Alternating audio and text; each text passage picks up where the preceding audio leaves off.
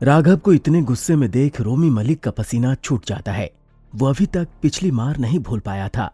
मलिक गिड़गिड़ाते हुए कहता है, देखो मेरी बात सुनो, इसमें सिर्फ मेरा कसूर नहीं है, इसमें सोनल मेहरा का भी हाथ है। राघव ये बात सुन के हक्का बक्का रह जाता है। ठीक है, मैं सोनल से बात कर लूंगा और अभी तो मैं जा रहा हूं, लेकिन याद रखना, अगर तुम्हें सलाखों के पीछे न पहुंचाया तो मेरा नाम भी राघव नहीं है। और एक बात और जान ले मलिक, अगर आज मैं सही टाइम पर पहुंचकर स्नेहा और रोहन को नहीं बचाता और उन्हें कुछ हो गया होता तो तू भी आज जिंदा नहीं होता। इतना कहकर राघव वहां से सीधे अस्पताल चला जाता है। राघव के किए हुए उपचार से इतनी देर में सोनल बिल्कुल ठीक हो चुकी थी और जैसे ही राघव स्नेहा और रोहन के साथ आईसीयू के पास पहुंचा, उसने देखा कि वहां पर सोनल बेचैनी से खड़ी रोहन को ढूंढ रही थी। तभी सोनल की नजर राघव की गोद में बैठे रोहन पर जाती है और वो भागती हुई रोहन के पास पहुंच जाती है। तभी राघव सोनल के पास आकर उससे पूछता है, मुझे तुमसे एक बात पूछनी है सोनल, क्या स्नेहा को किडनैप करवाने में तुम्हारा ही हाथ था क्या? कौन सी किडनैपिंग? ये तुम क्या कह रहे हो राघव?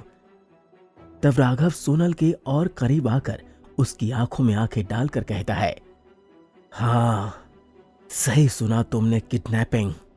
कुछ गुंडे स्नेहा और उसके साथ साथ रोहन को भी उठा ले गए थे। मुझे रोमी मलिक ने कहा कि तुम भी इसमें शामिल थी। मुझे साफ साफ बताओ, क्या स्नेहा की किडनैपिंग के पीछे तुम्हारा ही हाथ है? ये तुम कैसी बातें कर रहे हो? मैं भला स्नेहा की किडनैपिंग क्यों करवाऊंगी? जरूर तुम्हें कोई गलतफहमी हुई है राघव। स्नेहा की किडनैपिंग करके मुझे क्या मिलेगा? मेरा यकीन करो, मेरा इस मामले से कोई लेना देना नहीं है। इतने में अस्पताल का एक स्टाफ राघव के पास भागा भागा आता है और उससे कहता है, मैं आपको कब से ढूंढने की कोशिश कर रहा हूं। दरअसल आपके पिता का शव अभी भी अस्पताल में ही है। आप उनका अंतिम संस्कार करने के लिए जल्द से जल्द बॉडी को यहां से ले जाइए। राघव उस स्टाफ को देखकर बस हाँ में सिर हिलाता है और स्नेहा को लेकर अस्पताल के अंदर चला जाता है। सोनल उसी वक्त रोमी मलिक को कॉल लगाती है। मलिक के फोन उठाते ही सोनल उस पर टूट पड़ती है। Are you mad? तुमने राघव के सामने मेरा नाम कैसे ले लिया? मलिक कहता है, कैसे लिया का क्या मतलब है? ये प्लान तो तुम्हारा ही बनाया हुआ है। तुमने ही तो लास्ट वीक मुझे फोन कर कहा था कि स्नेहा को राघव से अलग कर दोगे तो मेरा बदला पूरा हो जाएगा और तुम्हारे रास्ते का कांटा भी रास्ते से निकल जाएगा। तभी तो मैं गणपत और उसके आदमियों को इस काम के लिए हायर किया।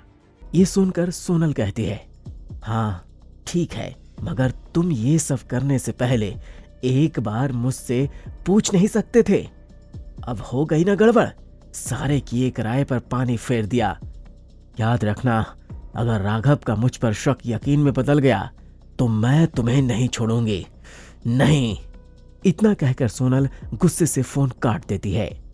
दूसरी तरफ अस्पताल की फॉर्मेलिटी पूरी करके राघव अपने पापा की बॉडी को अंतिम क्रिया के लिए एम्बुलेंस में ले जाता है और स्नेहा राघव के घर चली जाती है।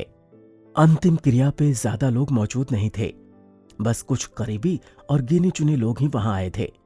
अतुल अग्रवाल भी वहां पहुंच जाते हैं और राघव को बिल्कुल टूटा हुआ देखकर वो उसके पास जाकर कहते हैं, अपने आप को संभालो बेटा, तुम्हारे पिता एक बहुत ही अच्छे इंसान थे।